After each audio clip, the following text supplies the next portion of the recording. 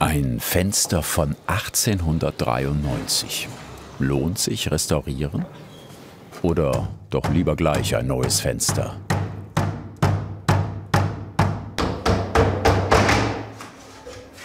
Ein neues Fenster macht keinen Sinn. Und das Fenster ist viel zu schön, um einfach zu erneuern. Wir können froh sein, dass wir überhaupt noch solche alte Fenster haben, um die einfach instand zu setzen, auch für kommende Generationen, dass die auch noch was davon haben, von diesen Fenstern.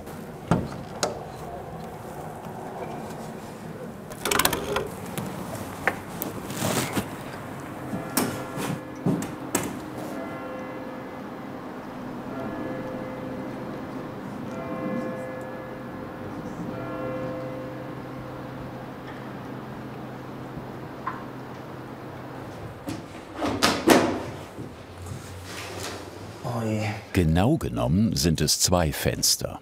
Das äußere, das Vorfenster, hängt immer im Wetter.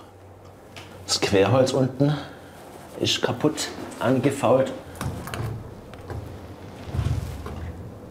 Und die Längsfriese vom Fenster sind auch beschädigt. Hier der Ausbruch im Holz drinne vom Wetter, da es ständig Feuchtigkeit bekommen hat im unteren Bereich. Da müssen wir ein Stück erneuern. Restauriert wird das Fenster in der Holzmanufaktur Rottweil. Und Nikolai Zischler übernimmt dabei die Schreinerarbeiten.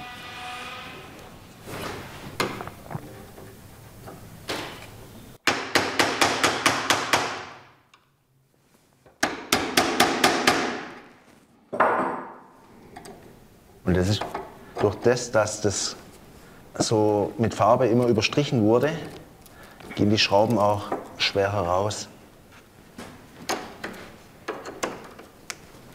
Aber es geht da noch relativ gut, merke ich gerade. Die Schrauben, die heben auf. Die könnte man vielleicht eventuell wieder verwenden, weil die halt auch schon die Patina haben von dem Kasten hier, was drunter ist. Und deswegen macht es Sinn, die nachher am Schluss auch wieder da reinzudrehen. Weil so wie sie aussehen, sind sie noch gut vom Zustand her. Gleich sehen wir auch, wenn der Getriebekasten drunter ist, was sich unter dem Kasten dann auch verbirgt. Da gibt es manchmal böse Überraschungen, dadurch, dass die Schrauben schon weit in den Außenbereich, also in diesen Falz quasi vom Flügel gehen, eventuell auch Feuchtigkeit von außen ziehen können. Metall leidet ziemlich gut die Feuchtigkeit. Dann wandert die Feuchtigkeit nach innen und wir haben hier innen drin dann irgendwie einen Schaden, eine marode Stelle, wo man natürlich auch wieder danach restaurieren muss. So, jetzt nehmen wir mal den Kasten hier ab.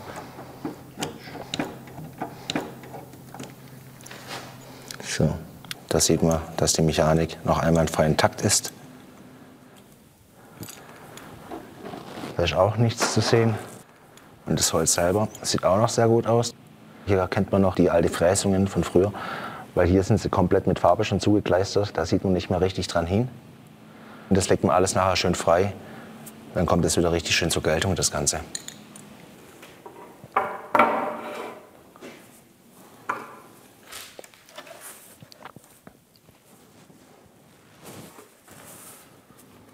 Jetzt wird man hier auch stark die Kittphasen überarbeiten, generell rausmachen, die Glasscheiben rausnehmen, das ganze Fenster entlacken, sodass ich das bei der Restaurierung her einfach leichter habe. Dann sehe ich auch die Schäden besser. Und da werde ich jetzt meine Hölzer richten und der Glaser geht erstmal ran, macht den Kitt und danach der Maler den Lack abnehme und dann kann ich meine Holzsachen vor uns richten.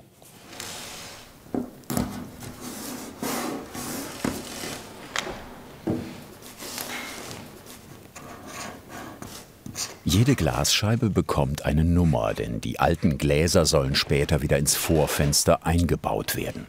Für den historischen Look. Der Dämmwert ist zwar eher bescheiden, aber den will das Team an anderer Stelle hochschrauben. Glaser Avni Ferrati kümmert sich erstmal um den Ausbau.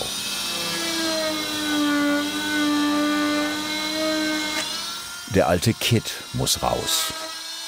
Ob er will oder nicht. Präzision ist gefragt. Der Spalt zwischen Fenster und Glas ist nur wenige Millimeter breit.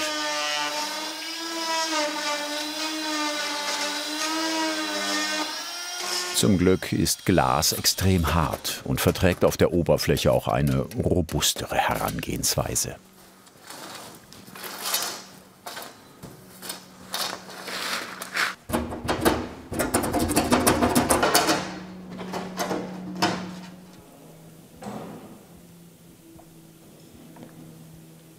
Es ist wertvoll, weil es findet man kaum mehr so alte Scheibe. Man sieht halt hier die Punkte und wenn ihr so, man sieht halt durch so Wellen und ist auch unterschiedliche Deck die Scheibe. Und wenn man so ein Stück schönes Altglas hat in Hand und so, wo x Jahre von Dings halt alt ist und so, ist halt wertvoll. Und viele wissen halt nicht oder kennen halt nicht und denken, ja, alte Scheibe schmeiße ich halt weg. Aber sowas findet kaum mehr.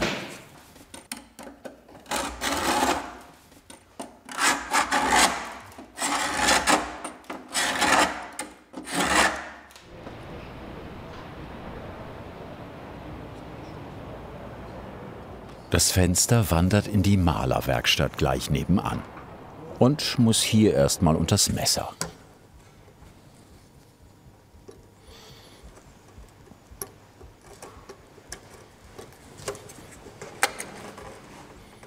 Das Skalpell führt Maler Manuel Merkel. Doch das ist noch keine Operation, sondern nur die Diagnose.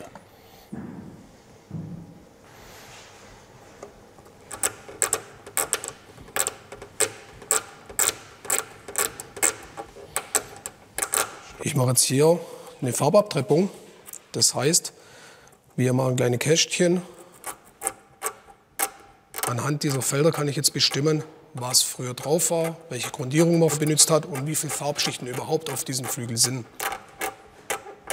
Der Kunde wünscht sich ja diesen Anstrich, wie es früher mal war. Und anhand dieser Farbabtreppung können wir dann bestimmen, welche Farbe früher im Untergrund war.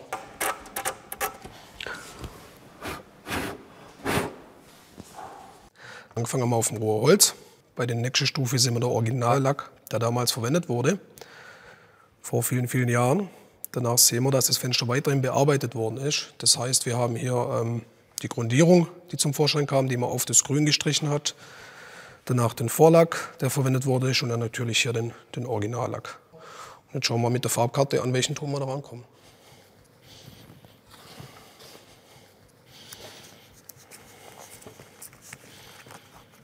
Also hier liegt man auf jeden Fall im Grünton. Ja, nicht ganz. Schnitzelgrün in dem Bereich.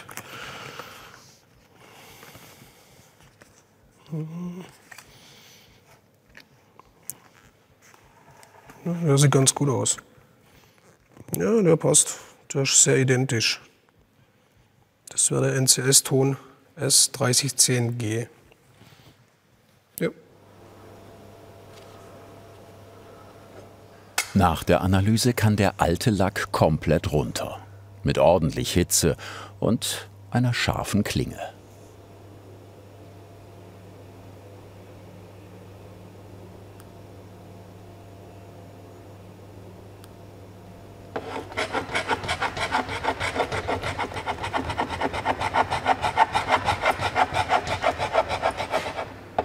Also bei dem Gerät haben wir jetzt hier die Gradzahl zwischen 200 und 250 Grad wurde Lack erhitzt.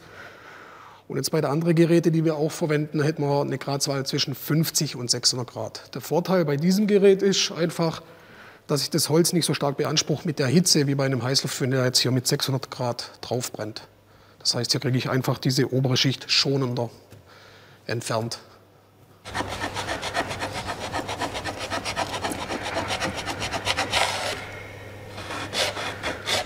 Komplett entlackt geht das Fenster zurück zu Nikolai Zischler in die Schreinerwerkstatt.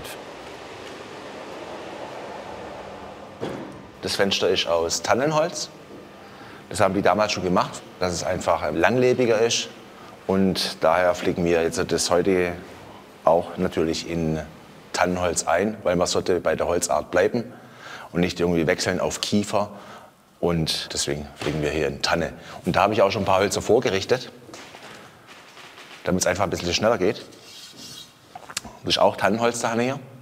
Und das passen wir jetzt hier ein und restaurieren quasi diese Zapfenverbindungen neu, dass die Stabilität wieder gewährleistet ist.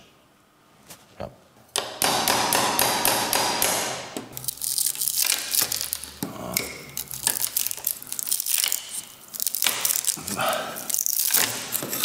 Ja, das lässt sich aber schon lösen. So.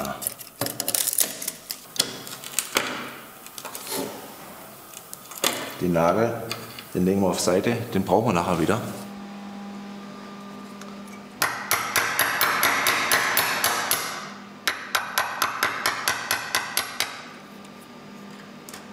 So, jetzt haben wir hier einen Nagel, den Holznagel. Den heben wir auf. So. So. Jetzt sehen wir da besser dran hin, an die Schäden da hier. Die Zapfenverbindungen sind noch in Ordnung, so wie es aussieht, ja. Der Zapfen ist auch noch stabil. Das Zapfenloch hier von diesem Setzholz sieht auch noch stabil aus. Von daher werden wir jetzt diese äußeren Stellen bearbeiten, restaurierungstechnisch. Genau.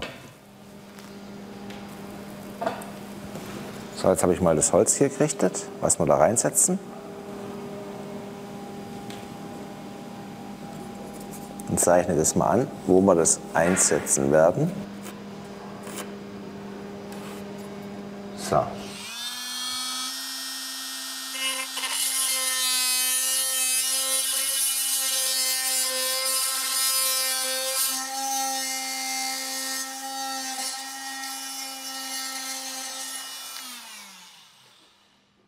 Jetzt schauen wir mal, ob der passt. Passen nicht ganz, müssen wir ein bisschen was nachstechen mit dem Stecheisen.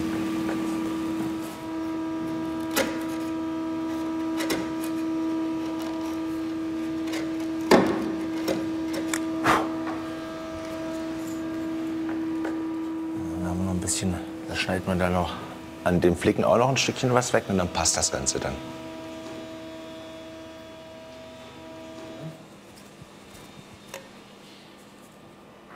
Das ist ein feuchtigkeitsbeständiger Leim, der geeignet ist für den Außenbereich. Gerade richtig für das Fenster, da das ja auch im Außenbereich sitzt.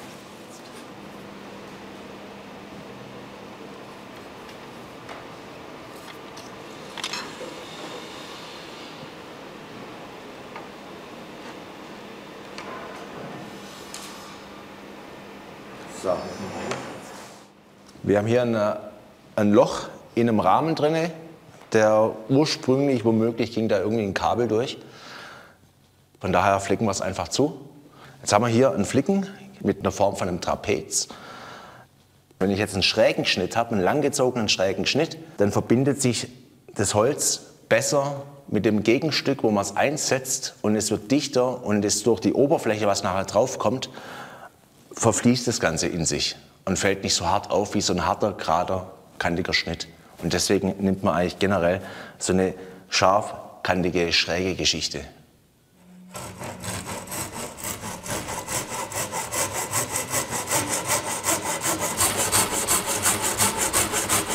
Also ich hier die Linie habe. Ja.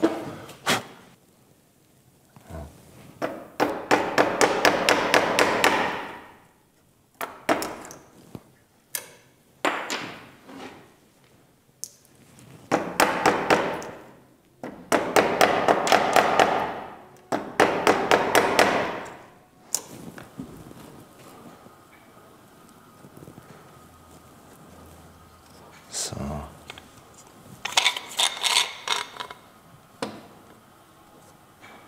So. Und das Ganze lassen wir jetzt trocknen.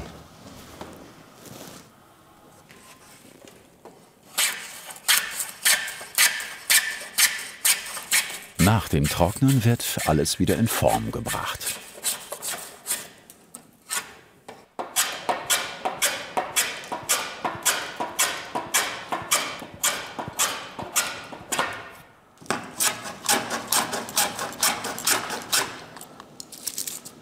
Da haben wir jetzt noch einen Riss entdeckt, der Hane hier, gerade in dem Setzholz. Das wird man auch noch verschließen. Das Holz an für sich, das muss man gar nicht großartig austauschen. Das wäre viel zu ein größerer Aufwand. Wir erhalten das jetzt einfach und werden das hier sauber ausblasen, mal mit Druckluft, diesen Riss. Und werden das verfüllen mit Weißleim und spannen das Ganze zusammen, lassen es auch mal trocknen. Und dann wird das Ganze heben. Ja. Da gehe ich jetzt mal her.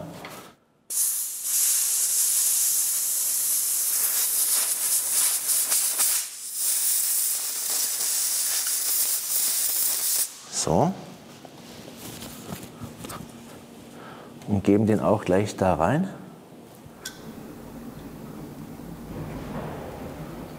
Ja.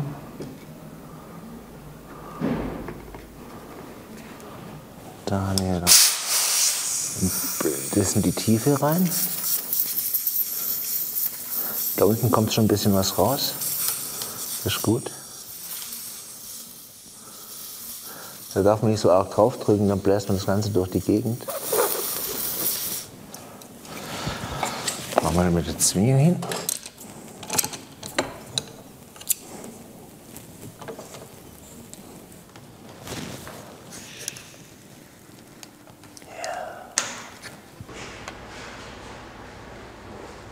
Die Farbe ist gemischt.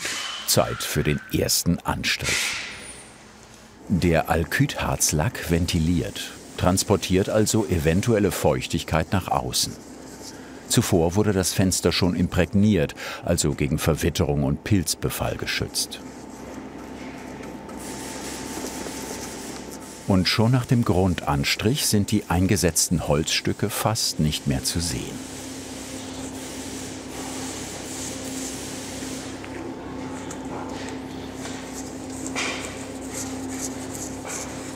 Dreimal wird der Rahmen mit dem gleichen Lack lackiert. Ein Eintopfsystem. Dazwischen geschliffen und gespachtelt. Afni Ferrati baut in den Flügel des inneren Fensters ein Hightech-Glas ein. Zwischen zwei Scheiben herrscht Vakuum. Winzige Stützen trennen die Scheiben. Die kleinen Punkte sieht man um 1 Meter Abstand nicht mehr. Die Vakuumscheibe ist entwickelt als eine Spezialscheibe für Denkmalschutz, spezial für alte historische Fenster. Und das bleibt optisch alles in altem Zustand, wie das war. Zum Vergleich sieht man halt hier eine Isolierglasscheibe, wo Vierfachverglasung hat. Man sieht hier, wie dick. Und wir haben eine Vakuumscheibe, dünner und hat aber bessere Dämmwert als diese Vierfachverglasung. Ja.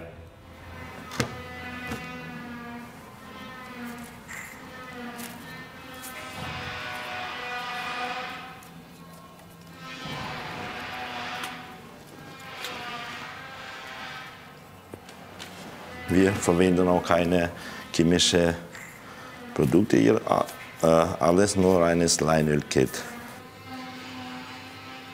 Ich bin halt gewohnt, mit diesen alten Produkten zu schaffen wie früher. Die haben geschafft vor 100 Jahren, 200 Jahren und das macht mir Spaß halt.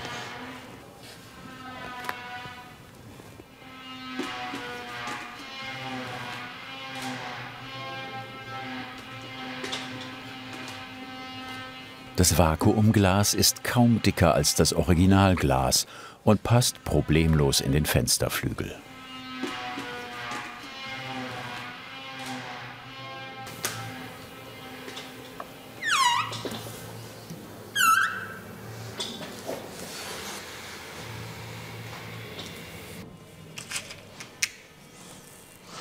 Das ist mein so Glaseichen zum die Scheibe befestigen. Die sind Edelstahl, dass die auch nicht rosten. Später.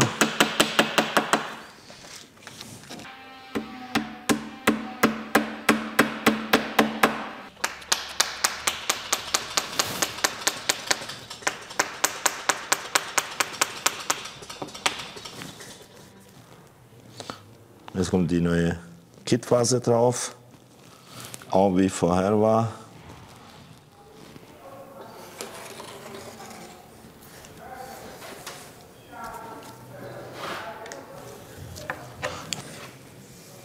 bis zum noch einmal lackieren.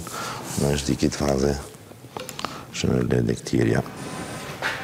Einmal muss der Maler also noch ran und dabei etwa 2 mm über die Kittphase aufs Glas lackieren, damit zwischen Glas und Holz kein Wasser eindringt. Dann kann das Fenster wieder eingebaut werden.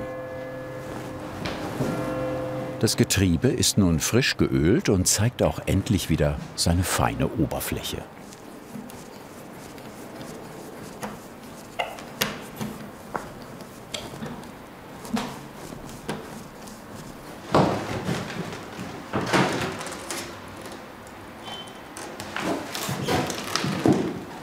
Das Vorfenster hat seine guten alten Glasscheiben und damit auch seinen historischen Charakter behalten. Inklusive Glaseinschlüssen und leicht welligem Ausblick.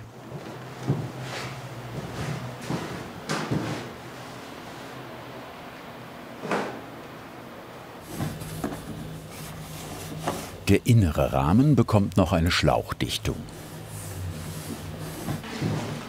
Die sorgt zusammen mit dem neuen Vakuumglas für einen modernen Dämmwert. So hat die Vergangenheit eine Zukunft.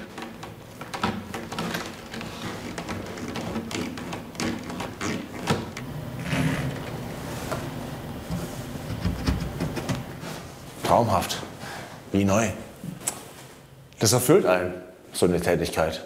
Weil dieses Fenster, das heißt, dieser Art Fenstertyp ist von lang vergangenen Zeiten und wir haben an für sich ein Stück weit die Ehre, daran zu arbeiten an den Fenstern. Und das hat jetzt wieder 150 Jahre. Von daher gibt es nichts Schöneres, das Alte zu erhalten.